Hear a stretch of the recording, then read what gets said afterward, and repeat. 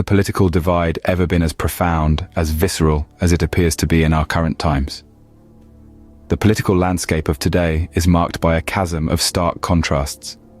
It's a turbulent sea where the waves of division are not just high, but also fierce, threatening to pull us apart. There's an undeniable intensity in the air, a charged atmosphere that seems to ripple with tension and conflict. The country, it seems, is divided into two distinct camps, each one seemingly locked in an eternal struggle against the other. This division isn't merely an abstract concept, confined to the realm of political discourse. No, it's a tangible reality, one that permeates the fabric of our society. It seeps into our daily lives, shaping our conversations, our relationships, our perspectives. We're not just citizens anymore. We're partisans, defined more by our political allegiances than our shared human experiences. And yet, amidst this tumultuous climate, there's an intriguing paradox. The two major parties, the Republicans and the Democrats, often seem to be two sides of the same coin. They may espouse different ideologies, champion different causes, but at the end of the day, they're both part of the same political machine. A machine that, some argue, thrives on this division, on this constant state of conflict. Politicians, the architects of this machine, play a critical role in this scenario. They're the ones who draw the battle lines, who stoke the fires of division, who exploit our differences for their own gains. They're the ones who turn politics into a zero-sum game, where the success of one party is seen as the failure of the other. This political divide, this polarized atmosphere, it's not just a symptom of our times. It's a tool, a strategy, used to divide and rule, to distract and conquer. It's a game where the players may change, but the rules remain the same. But how did we get here? What are the strategies used to create such division? The art of division is not new in politics. It has been used time and again by both parties to gain power. Now let's delve into how this division is orchestrated. One common tool is fear-mongering. By exploiting fears and anxieties, politicians can manipulate public opinion and steer it in their favor. For instance, some may stoke fears about economic instability or national security threats. These fears, whether grounded in reality or not, can cause people to rally behind a leader who promises to protect them. Another strategy often used is identity politics. This involves politicians appealing to people's sense of identity, whether that's based on race, religion, gender, or any other social category. By aligning themselves with a particular group, politicians can create a sense of us versus them, fostering a sense of community among their supporters, while simultaneously widening the divide with those outside the group. Misinformation is also a potent tool in this arsenal. By spreading false or misleading information, politicians can sway public opinion and create divisions based on falsehoods. The rise of social media has only amplified this problem, allowing misinformation to spread at an unprecedented rate. All these strategies have one thing in common. They exploit our differences, real or imagined, to create division. And it's important to note that these tactics are not exclusive to one party. On the contrary, they're used across the political spectrum as tools to gain and maintain power. But how do these strategies play out in real life? Well, they can lead to a polarized society, where people are more likely to see those with differing opinions as enemies rather than fellow citizens. They can stifle productive discourse and create an environment where compromise seems impossible.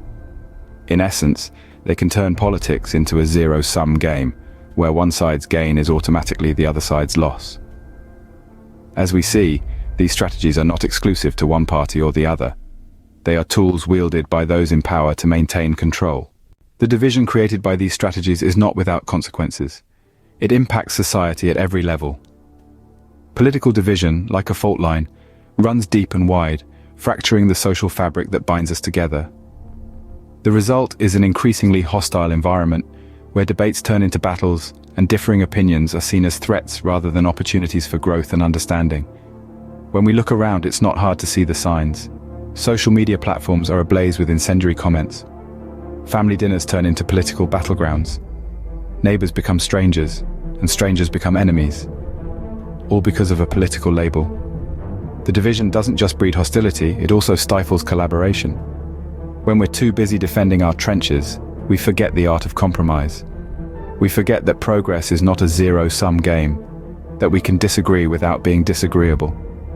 As a result, the wheels of change grind to a halt.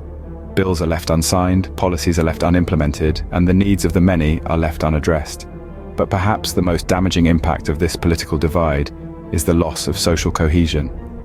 In a divided society, trust erodes and suspicion thrives.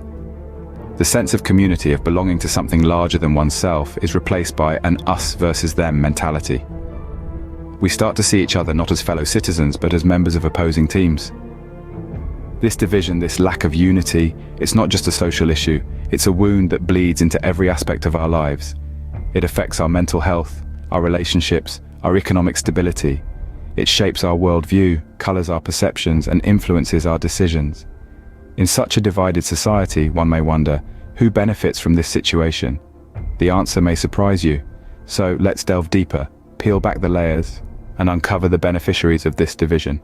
While society at large suffers from the division, there are those who stand to benefit. Who could possibly profit from a society divided? It's a sobering thought that the very people we elect to represent us, to be our voice in the halls of power, can be the ones who gain the most from our discord. Politicians, irrespective of their party affiliations, often use this division as a tool for control. Let's delve a bit deeper. When we're engaged in heated debates about left versus right, conservative versus liberal, we're distracted. We're so focused on these ideological battles that we often overlook larger systemic issues. Issues like economic inequality, corruption, and climate change, important matters that demand our united attention, are pushed aside.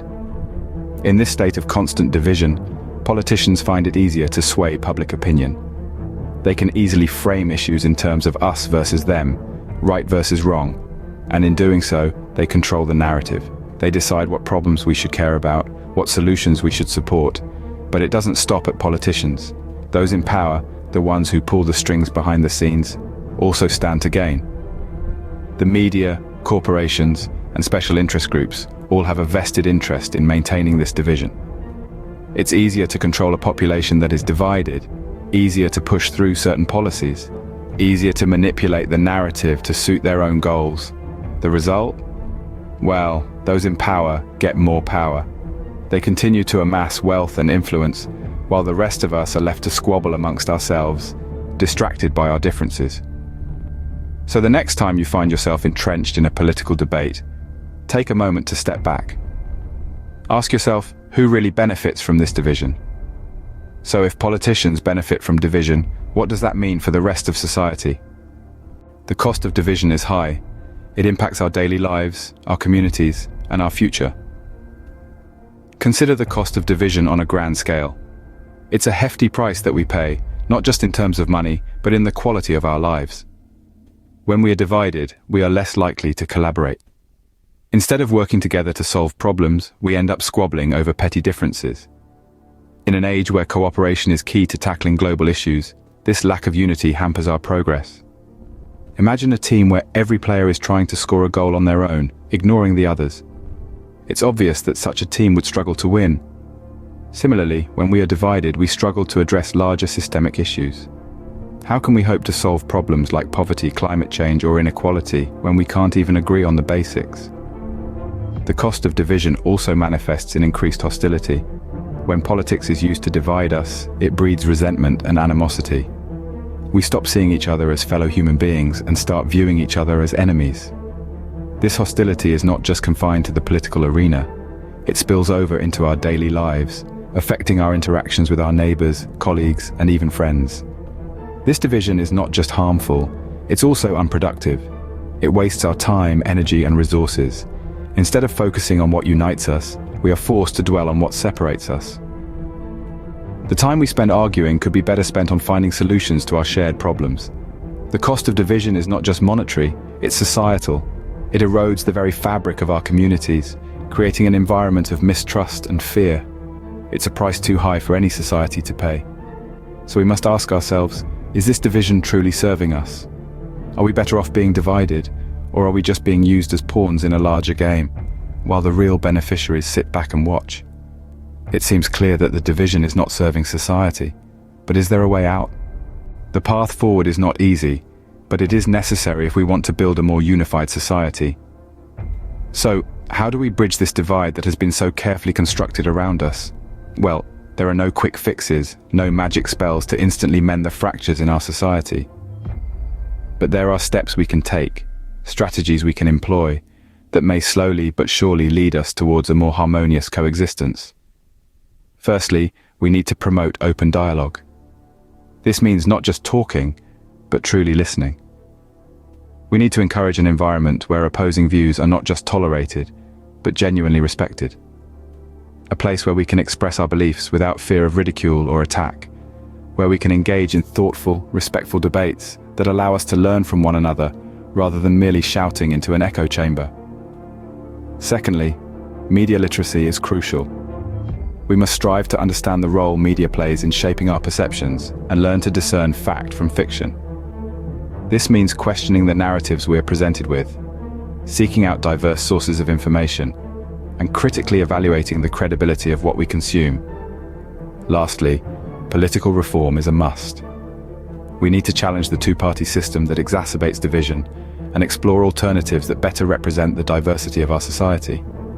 This could involve supporting independent candidates, advocating for electoral reform, or even rethinking the way our political institutions operate. But let's not forget, this is a collective effort. It's not just about what politicians, the media, or any other institutions can do. It's about what we, as individuals and as a society, can do. It's about fostering empathy, promoting understanding, and resisting the temptation to demonize those who think differently. In the end, the path to unity is not a straight line. It's a winding road, a journey filled with challenges and setbacks. But with patience, perseverance, and a shared commitment to a more inclusive society, we can make progress. While the journey may be long, the desire for a more unified society is a goal worth striving for. In conclusion, the political divide is a tool used by politicians to maintain control while society pays the price. We've explored the intricate strategies employed to cultivate this divide. It's a game of chess where the kings and queens remain untouched, while the pawns bear the brunt of their decisions. We've seen the profound impact this division has on society, fostering animosity, stifling progress, and creating an environment ripe for manipulation. However, we've also discussed potential ways forward. It's not a path of roses, but it's one that leads to unity, progress, and a society that celebrates diversity of thought rather than punishing it. The beneficiaries of this division are few, but the victims are many. It's a narrative spun by those in power, a narrative that we, the people, have the power to rewrite. In the end, it's up to us, the people, to bridge the divide and work towards a more unified society.